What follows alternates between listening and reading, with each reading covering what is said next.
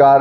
લોકશાહીનું પાવન પર્વ એટલે ચૂંટણીઓ। આવતીકાલે 26 એપ્રિલના રોજ સમગ્ર ગુજરાતમાં સ્થાનિક સ્વરાજની ચૂંટણીઓ માટે મતદાન થવા જઈ રહ્યું છે। ગુજરાતના તમામ નાગરિકો એનો મતનો અધિકારનો ઉપયોગ કરવા જઈ રહ્યા છે। દેશના બંધારણે આપણને મતનો અધિકાર આપ્યો। દર 5 વર્ષે એક દિવસ આપણને તક મળે છે કે જે સત્તામાં બેઠેલા લોકો છે, જે શાસન છે, એના લેખાજોખા કરવા, જે અહંકારી શાસકો છે, જે ગેરવહીવટ છે, જે ભ્રષ્ટાચાર છે, એને બદલવા માટે મતદાન કરવું। ત્યારે આપ સૌને મારી વિનંતી છે કે આવતીકાલે આપ સૌ અવશ્ય મતદાન કરજો।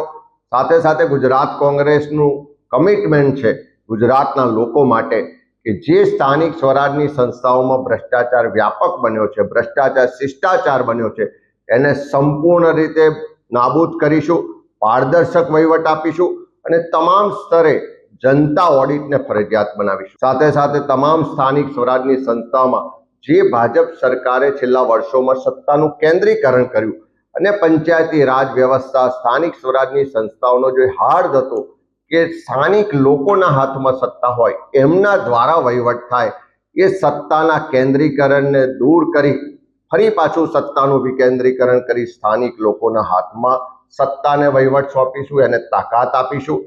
તમામ સ્થાનિક સ્વરાજની સંસ્થાઓમાં અત્યારે ફિક્સ પગાર કોન્ટ્રાક્ટના આઉટસોર્સિંગનું આખું એક નેટવર્ક ઊભું કરી અને યુવાનોનો રોજગાર છીનવવામાં આવે છે, એનું શોષણ કરવામાં આવે છે। અમારું કમિટમેન્ટ છે કે તમામ સ્થાનિક સ્વરાજની સંસ્થાઓમાં ફિક્સ પગાર કોન્ટ્રાક્ટ આઉટસોર્સિંગ નાબૂદ કરીશું અને તમામ જગ્યાઓ પર કાયમી ભરતી કરીને ગુજરાતના યુવાનોને રોજગાર આપીશું। આ સંસ્થાઓ રોજબરોજની વ્યવસ્થાઓ સાથે જોડાયેલી, નગરપાલિકા વિસ્તાર હોય, મહાનગરપાલિકા વિસ્તાર હોય, તાલુકા પંચાયત કે જિલ્લા પંચાયત હોય, તમામ સ્તરે રસ્તા, પાણી, ગટર, પીવાનું પાણીથી લઈ વરસાદી પાણીના નિકાલની વ્યવસ્થાઓ, ઇન્ફ્રાસ્ટ્રક્ચરથી લઈને રોજિંદી સરકારી યોજનાઓના અમલીકરણ સુધી બધી જ વ્યવસ્થાઓ, બધા જ કામો અને યોજનાઓ આ સ્થાનિક સ્વરાજની સંસ્થાઓ મારફત થવાના।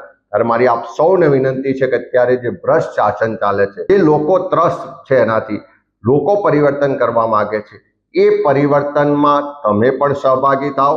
તમારો એક મત ગુજરાતની જનતાનો અવાજ બનશે, તમારો એક મત ગુજરાતમાં શાસનમાં પરિવર્તન લાવશે, તમારો એક મત ભ્રષ્ટાચારને નાબૂદ કરશે, તમારો એક મત સુશાસનને પ્રસ્થાપિત કરશે। આવતીકાલે 26મી એપ્રિલના રોજ સવારે 7 વાગ્યાથી સાંજે 6 વાગ્યા સુધી મતદાન થવાનું છે। ત્યારે આપ સૌ આપના કિંમતી મતનો અવશ્ય ઉપયોગ કરો, અવશ્ય મતદાન કરો અને ગુજરાતમાં કોંગ્રેસના ઉમેદવારોને આપ સૌના આશીર્વાદ મળે।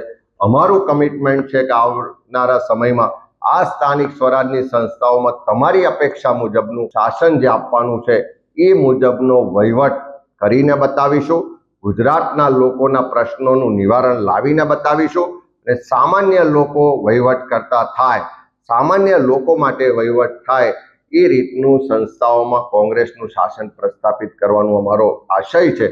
આપ સૌના આશીર્વાદ કોંગ્રેસના ઉમેદવારને મળે એવી આપ સૌને વિનંતી કરું છું।